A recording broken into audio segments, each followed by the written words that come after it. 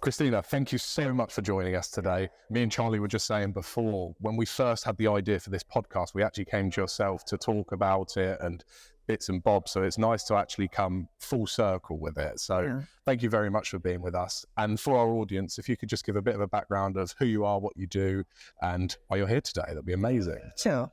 I'm Christina Ewbank. I'm the Chief Executive of the Chamber of Commerce in Eastbourne. I'm also responsible for eDeal Enterprise Agency and ACES, which is the Alliance of Chambers in East Sussex. Amazing. So what I want to find out, Christina, is how you got to where you are today. What do your younger years look like, and how did that shape you to the woman that you are today? Well, when I was growing up, people went into a career that they stayed in for life. Mm-hmm. But although my father encouraged me to do that and I joined the civil service, I found it boring, really, and I felt constrained. So I actually changed jobs several times. I worked in the oil industry. I was the first female oil representative for Shell Oil, and that was a great job. Working for them was good. Then I went to a smaller petroleum company, Ultramar, and was responsible for developing forecourts across London and the South East. Right. And then I went into the motor industry, from there into the motor industry in sales and marketing. And then from there, I joined Mercedes-Benz, and I worked for Mercedes-Benz head office for a while. And then I took over the day-to-day running of Mercedes-Benz of Chichester, and then Mercedes-Benz of Eastbourne, and then Brighton, and then Eastbourne and Brighton. And then I took on responsibility for sales in Redhill and Gatwick as well. And I did that up until I retired in 2013. Yep. And all the while, when I was in Eastbourne, from about 2000 onwards, I had been a director of the Chamber of Commerce. Before I came to Eastbourne, I didn't even know chambers of commerce existed. Really? Okay. But this chamber is so active, I was able to come and get involved and learn more about how a chamber makes a real difference to a town. So I became a director, which is a voluntary role. Mm-hmm. Then I became president, which I did for 3 years.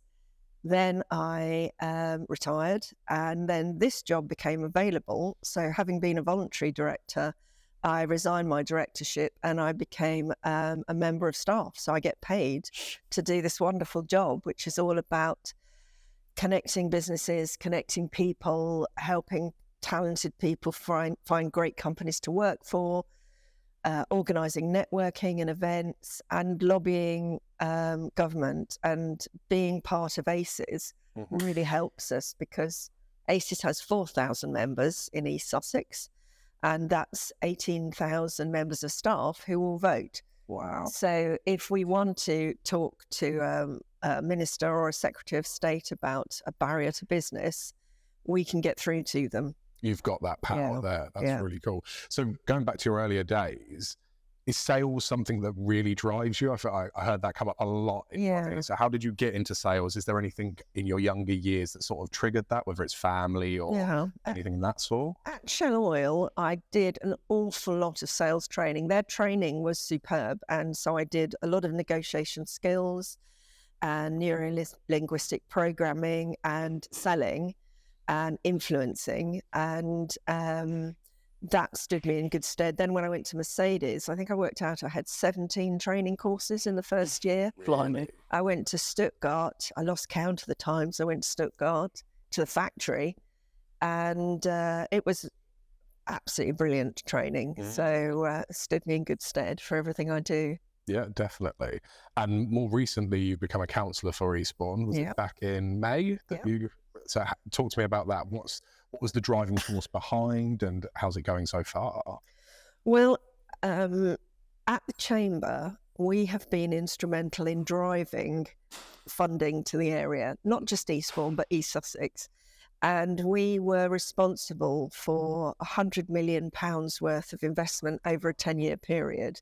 That we had been the driving force for getting partners together, working together, applying to government for funding, applying to ministers and secretaries of state, and really nagging them to death, so that eventually they gave us money to go away.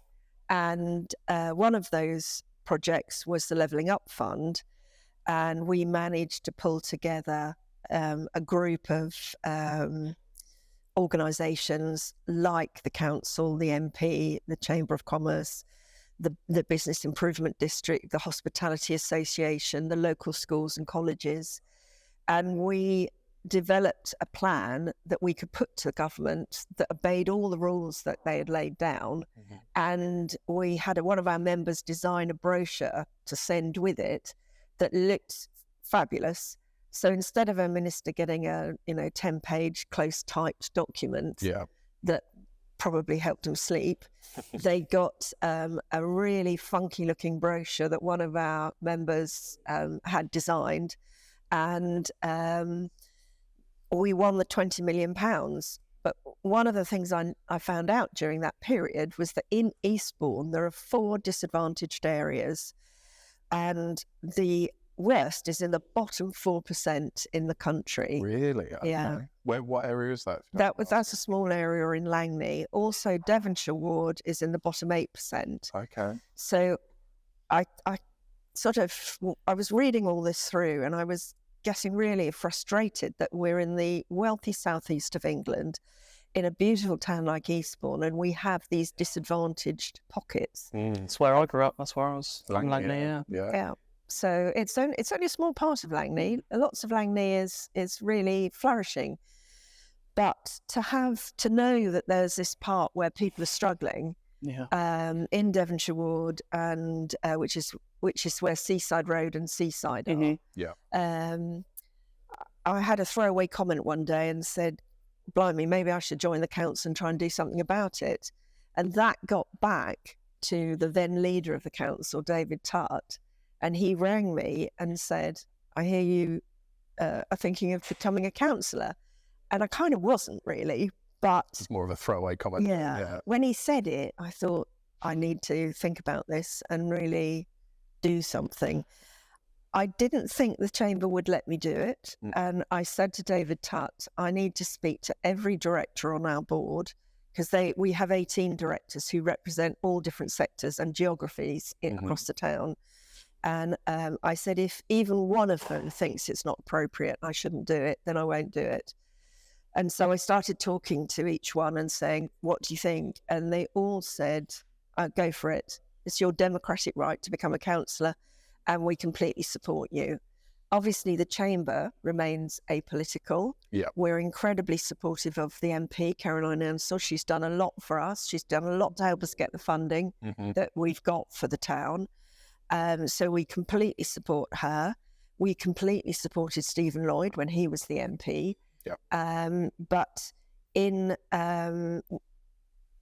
since life has got difficult since Brexit and the Ukrainian war and COVID, we realised actually we've got to do more. So the directors, every single one of them said, go for it. That's amazing. So I had to do it then. How did you feel having that support from your colleagues and peers? I mean, I was really grateful, but a bit scared, because now I had to actually do it. I couldn't just talk about it. Yeah, definitely. And keeping your role at the Chamber, your calendar must be mental. It is a bit hectic. How do you get through that? How do you...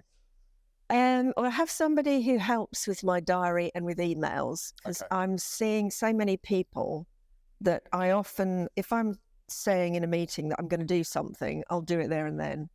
Because if I leave without typing up minutes, it's not going to happen. So there's just no time. So I tend to feedback what I've agreed to do in the meeting. I'm going to introduce you to these people, and then I do it there and then while we're talking.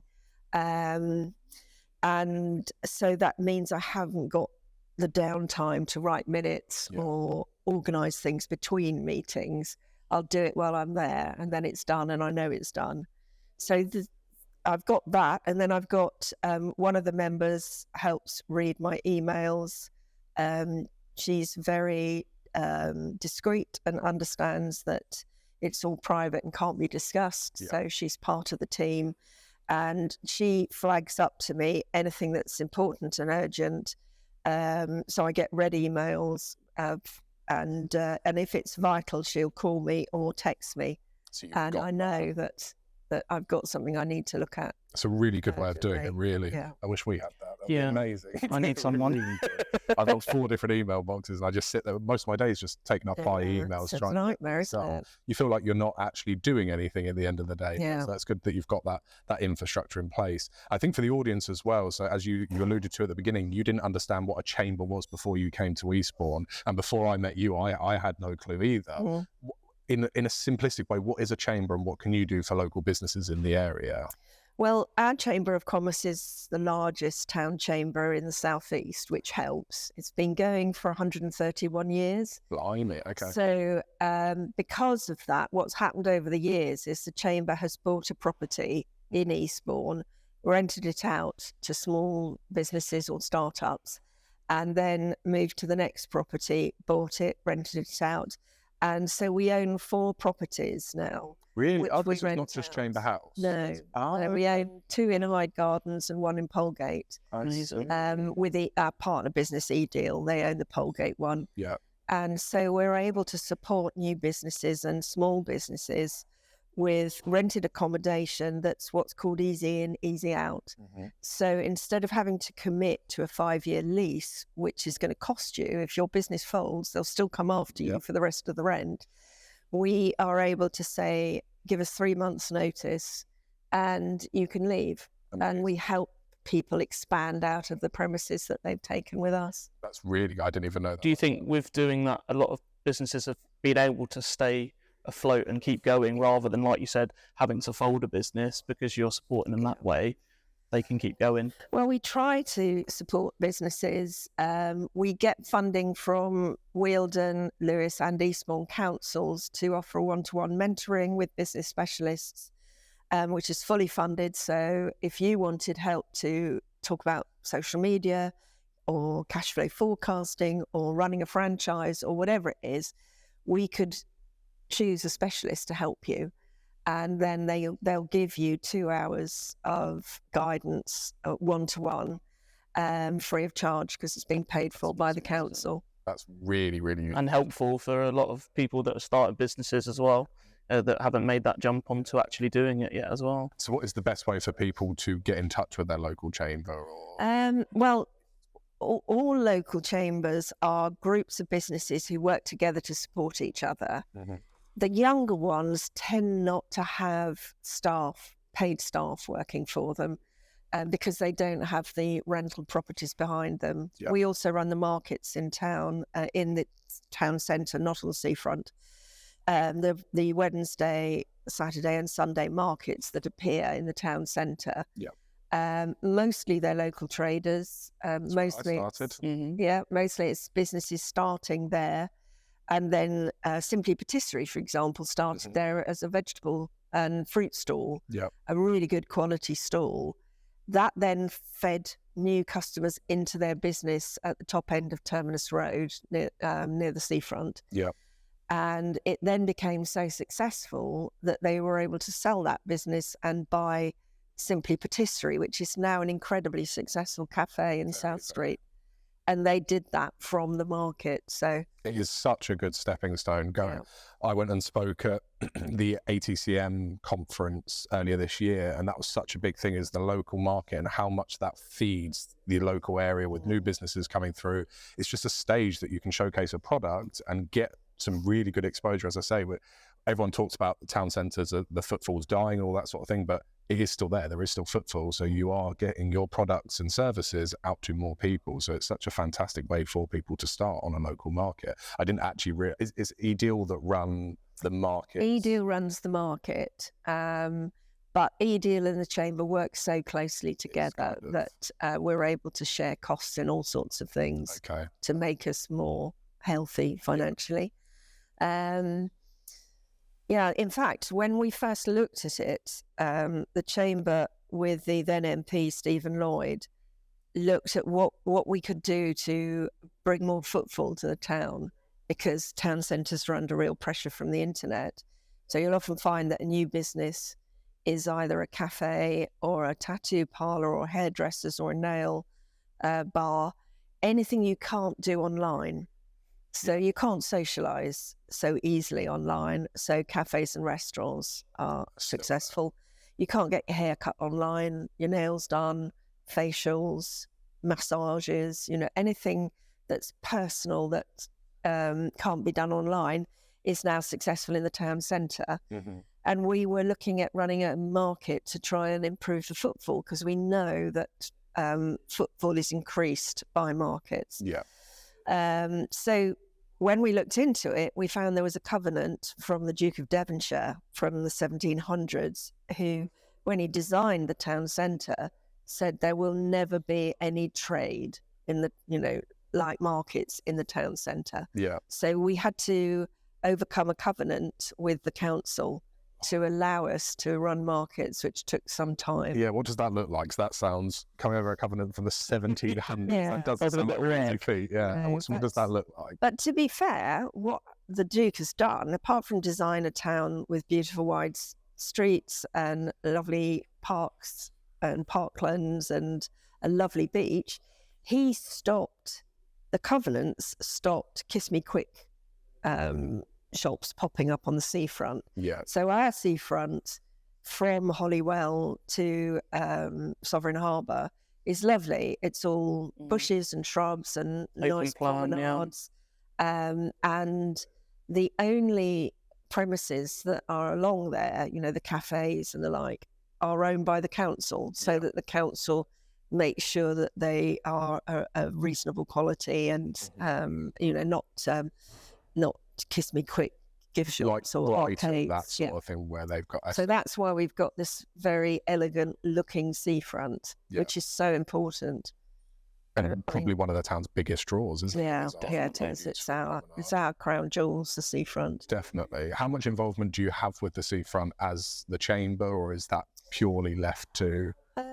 It's managed by the council. We do talk to them a lot about it, and we get involved in their plans, their tourism plans and their local plans.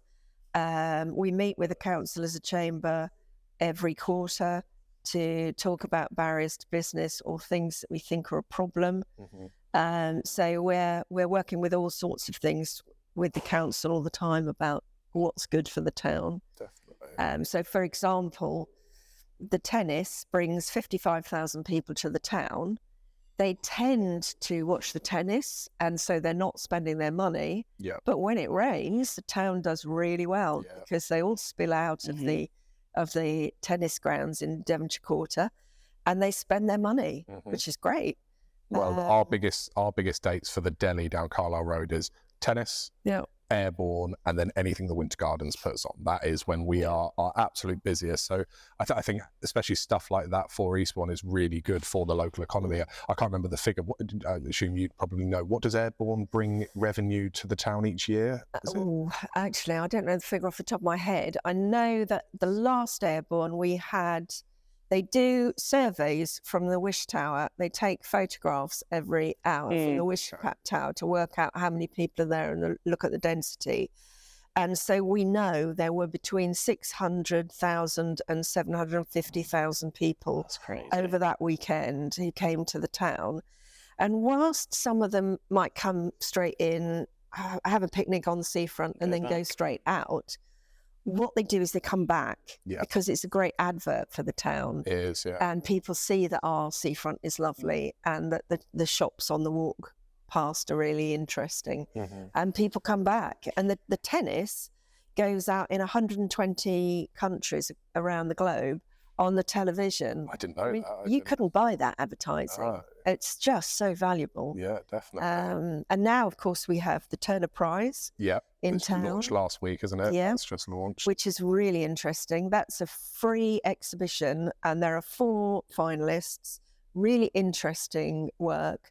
So if you haven't been to the Towner and had a look at the Turner Prize, I really recommend it. It's very, very interesting. And quite moving, some of it. Yeah, so I took a walk around the other day. It's really, really cool. My advice was start from the top and work your way down by one of the people rather than going the normal way. And I took the advice and really enjoyed it. So really, really good. What's new in Eastbourne? What's upcoming in Eastbourne in your worlds? And Well, we've got some great restaurants now. Yeah. We have Skylark is a great restaurant. Yeah. Has a really good following in Grove Road. Local produce, excuse me, made with love and care. Excuse me. Also, Crew, the food at Crew and the wine at Crew is great. There's a new restaurant in the town called Light. The food there is really interesting, really healthy and very tasty. If you haven't been there for breakfast, go for breakfast and have a breakfast cocktail. They are divine. Sounds like our next work meeting. Yeah. 10 o'clock, breakfast in Light restaurant, and I think it's called Cornflake. There aren't any cornflakes in it, but it's called the Cornflake Cocktail, and it is just to die for. Amazing. Okay, so more about you, Christina. We've spoken about how much you work, basically, and we've seen that your calendar is really packed full. What do you do for your downtime? What does that look like? A lot of the council work is done in the evening at the weekends, so I go and visit residents who have got problems, see if I can understand them and work out a way to help. So councillors are the front line, so we link our constituents who voted for us or who didn't, it makes no difference.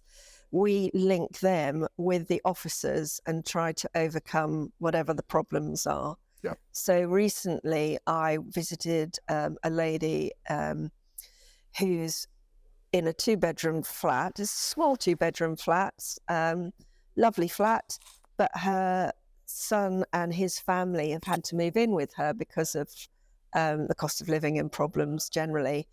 And so there's now 5 people, 6 people living in a 2-bedroom flat. Oh. And so this elderly grandmother is sharing her bedroom with a 13-year-old girl. That's not ideal. No. And in the other room, 3 people are squashed in the other room. And it's just really hard and it's stressful. And those relationships are put under pressure.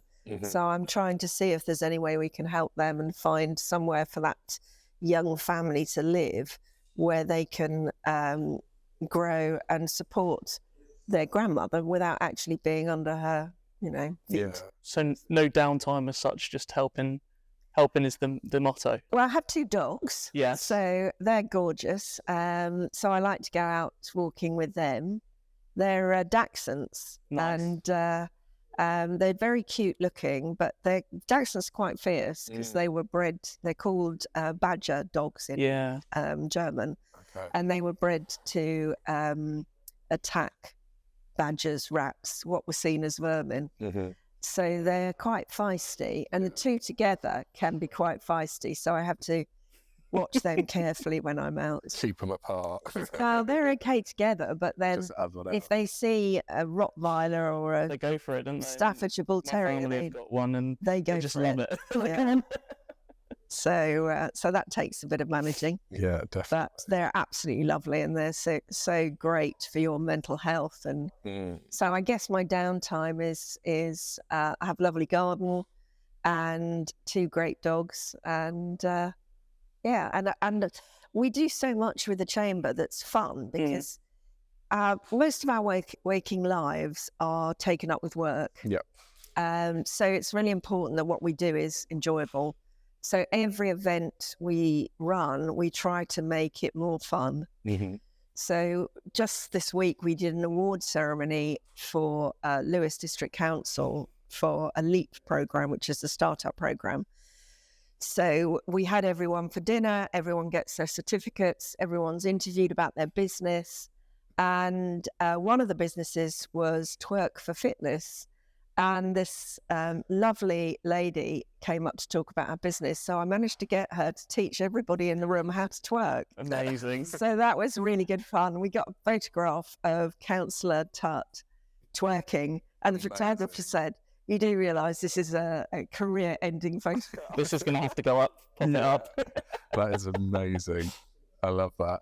And so with the chamber, how that works is you put out events on your calendar, don't you? And then businesses can jump on, say they want to go, and all those sorts of things. They can put their events on as well. Okay, yeah. So our calendar has a mixture of chamber official events. So, for example, the next one is linked with the European movement, and we have a great after dinner speaker coming to the Hydro. Yeah. So I would recommend that to everyone. That's geopolitical affairs. Because we link up with the European movement, they get speakers who don't charge, because it was set up by Winston Churchill and has huge credibility throughout the country. Yeah. So we've sort of jumped on the back of that and promote it to our members. And I've seen Secretary General of NATO speak. Wow. I've seen the Ambassador for Finland. That was really interesting. He was talking about living next door to Russia and what it means for them and how they manage that situation. So that was really interesting. The Governor of Gibraltar, after Brexit, was speaking about the effect on Gibraltar that decision had. And it's just really interesting. Last month we had the political editor of The Guardian, Raphael Baer, very good speaker, really interesting. Yeah. We've had some. Are these all local, or have you travelled around? We always do it at the Hydro Hotel. Okay, so all of these people have been they all come down. Amazing. They come from London. They pay for themselves to get here. The only thing we will do if they want to stay overnight was we put them up in the hotel. That's really cool. And they come down and they speak to usually about 50 people about various different subjects, and it's so interesting. I can imagine. It's a great networking opportunity. Definitely, and seeing those sorts of people in a local town like Eastbourne is not something I ever thought was a thing. We also have the Eastbourne Business Awards coming up very soon. Is it next month? What month? 3rd of November, so it's about a month from today. Would you explain to our audience what the Eastbourne Business Awards are? And sure. Well, again, we wanted it to be an enjoyable event, but very focused on the best of the best businesses in the area. So people could nominate themselves or nominate a supplier or someone that they knew.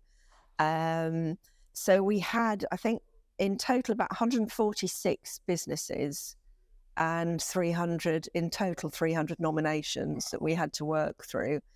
And the judges have reviewed them all, reviewed all the social media posts, reviewed all their reviews, online reviews, mystery shopped them, and either telephoned or called in. And then the judges get together, and there's a scoring system, so we can actually see the average of what everyone scored. So it's very rigorously done, and then we discuss the top scoring candidates and decide on the overall winners, and some highly commended, but there isn't a highly commended in each category.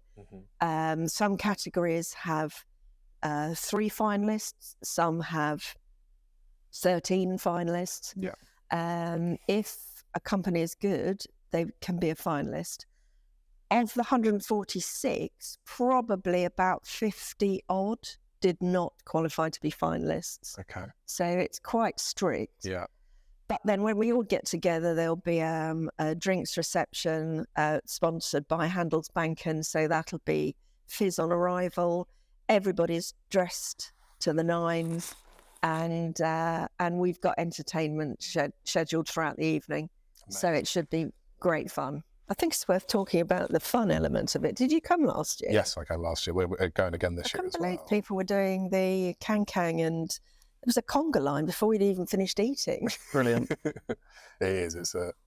So the importance about the Business Awards is to recognise great businesses in Eastbourne, but it's also to have a really good time. Yeah. Because I've been to awards that it's like sticking pins in your eyes. It just goes on and on and on, and it's boring, and you don't know why they've won. And so what we try to do is focus on why they've won, what makes them special and what makes them different, but also have some really good entertainment throughout the evening. Yeah. So last year, there were people doing the can and a conga line. I mean, there was hundreds of people on their feet waving things around, and it was just incredible. I think for me as well, with the breakfast and all those sorts of things, it's you get together with people that, although you're not in the same line of work, it's like-minded people that you genuinely wouldn't meet up with in any other facet of collective. So it's a really good opportunity to see people in your local area,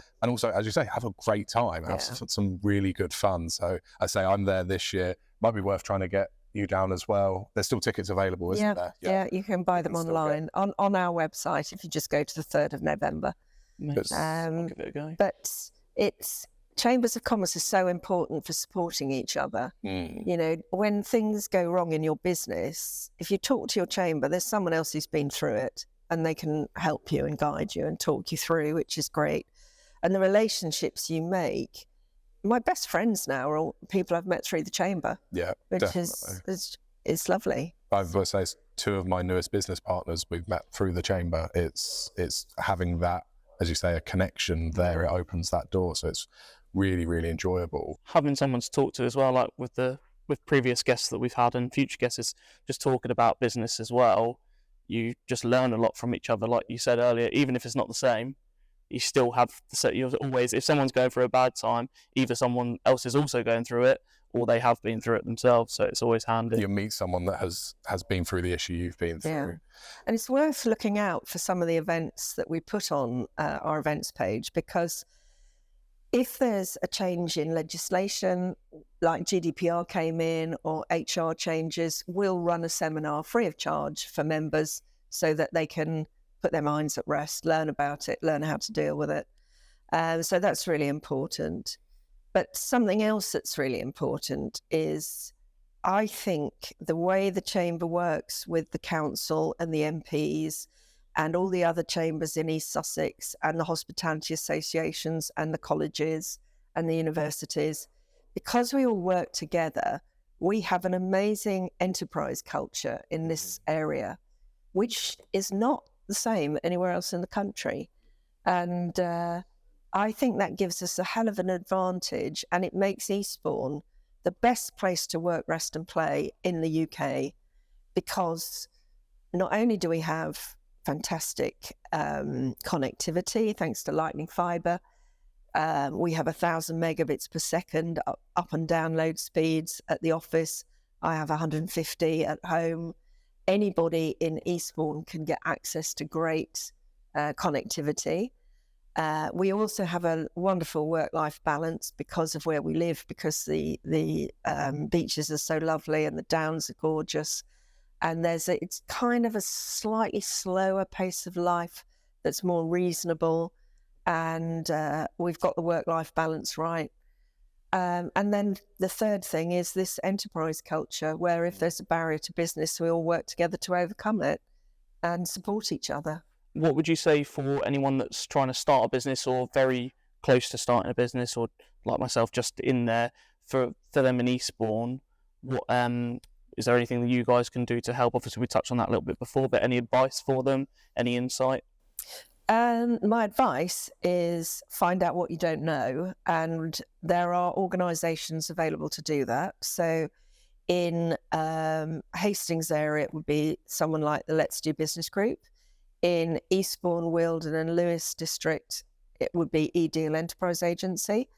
And you can come on a programme which can include a one-day workshop, individual modules that talk about either marketing or social media or law, contract law or finances, and find out what you don't know.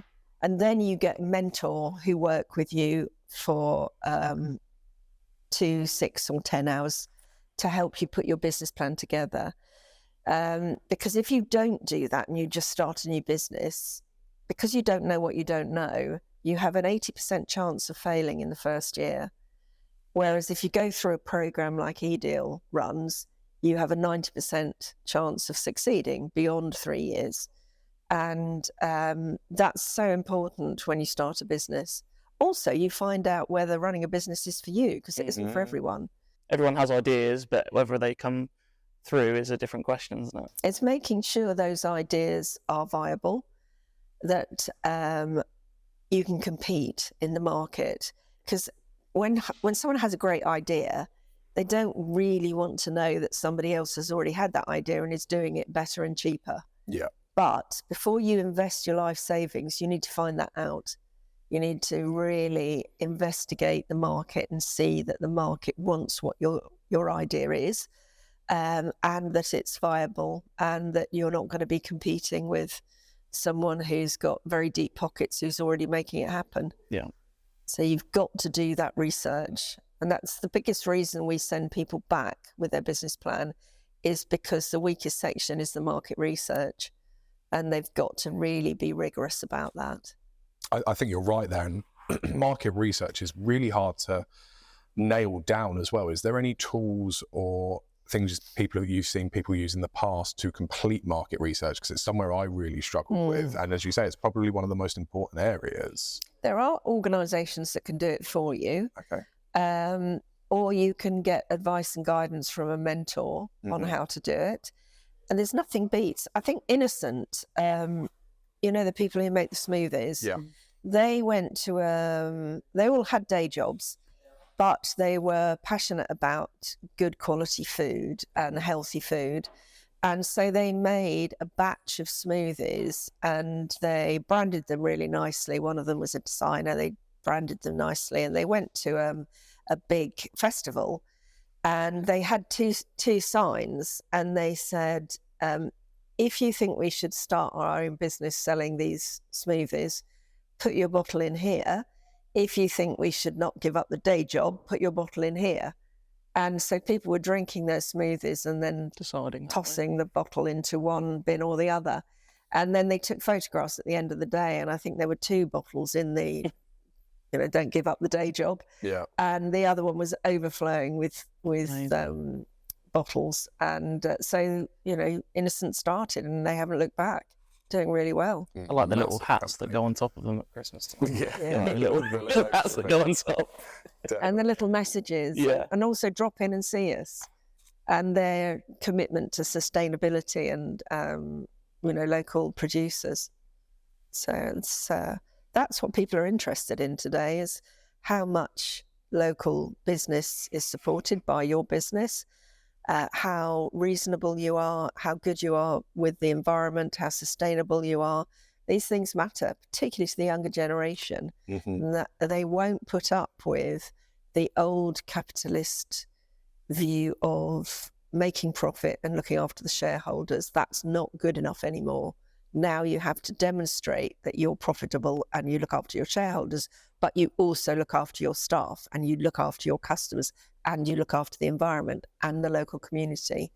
And that kind of thing will make the difference between an okay company and a great company.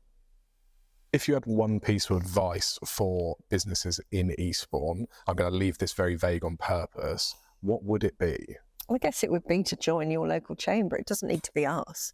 It could be Sussex Chamber of Commerce or Hailsham, Bexhill, Seaford. There are some really good local organisations working together and supporting each other.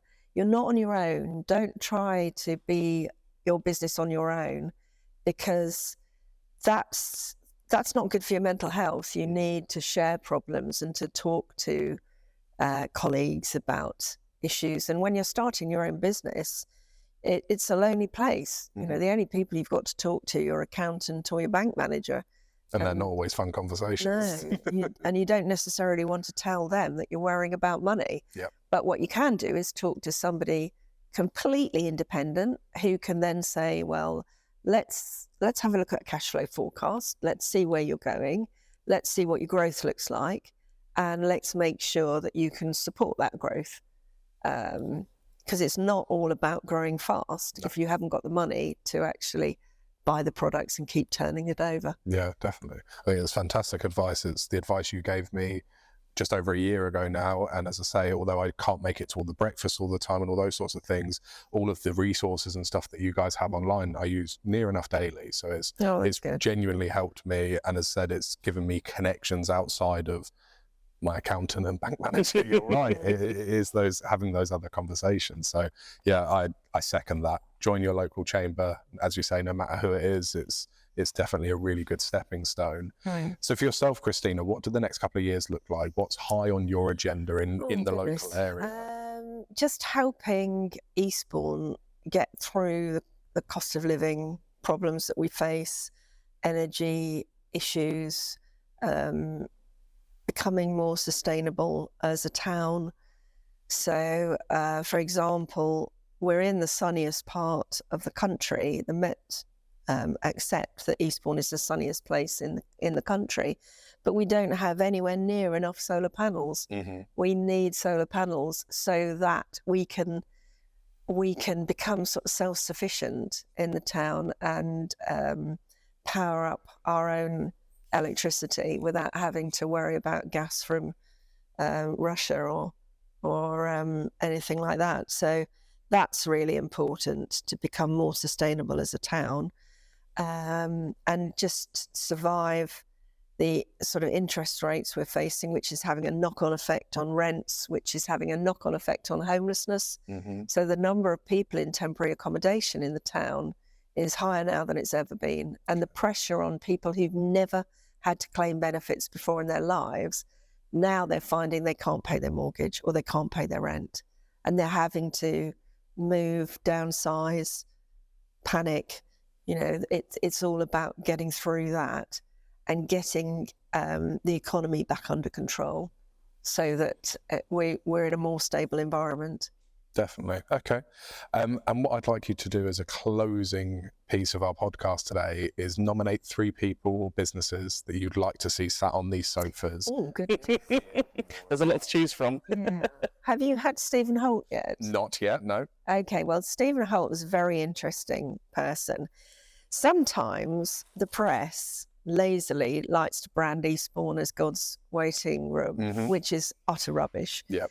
Our average age is 45, which is just about the national average.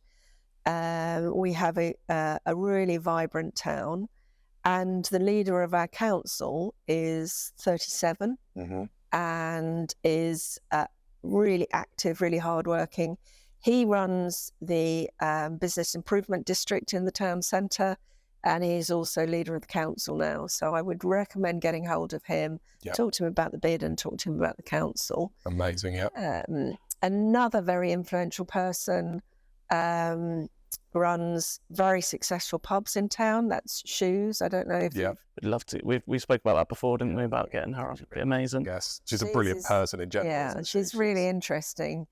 You look at her and you would not think that she's a razor sharp business person, but she is, absolutely. She runs 3 very successful pubs. She's also taken on the Pavilion, which she's investing in a huge amount of money to improve it. It's going to become the Glass House. Okay.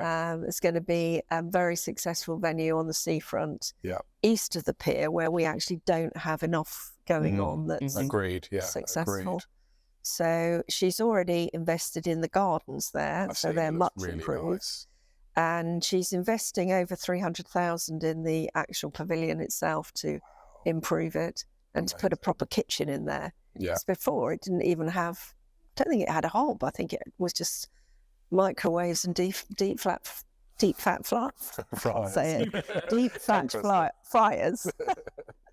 So that's going to be great. That will be a really good food offering. Yeah. I'm There are excited some for great it. ones hidden away. Beach kitchen is great. Love the beach. The food there's fab, isn't it? It's amazing. The beach deck has got lovely views. That's great. And the Splash Point Cafe on that corner now, Yeah. where you can sit out with great views, has lovely coffee and cakes.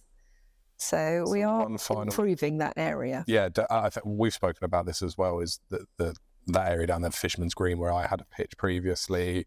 I think there's a lot that can be done there, and it can, as you say, anything east of the pier seems to start or get forgotten about a bit. Everything's up this end, so it'll be really nice to see some money invested in that area and trying to make it a bit more of a local destination and a place to be. So I'm excited for that. And one final person that you'd like to see sat on these sofas?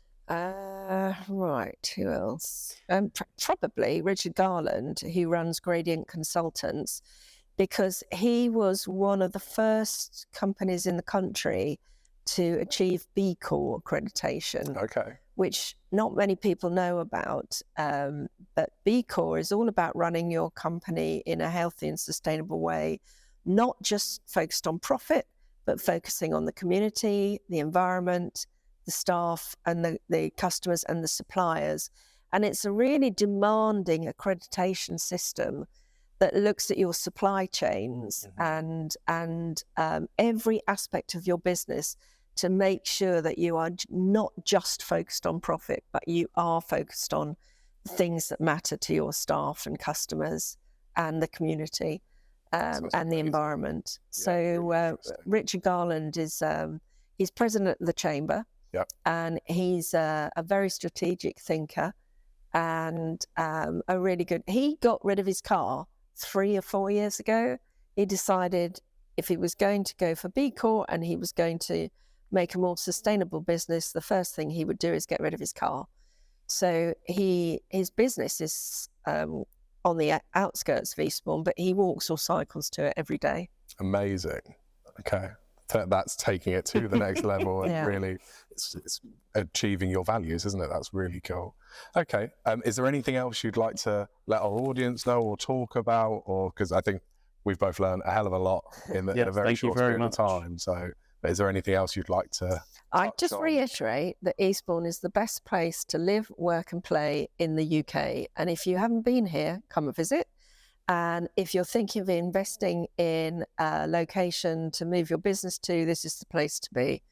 It's cost effective, it's beautiful, there's very talented workers here and this great enterprise culture, along with fantastic connectivity. So if you're thinking of moving out of London or Brighton, follow the other people who've already done it and come to Eastbourne. Christina, thank you so much.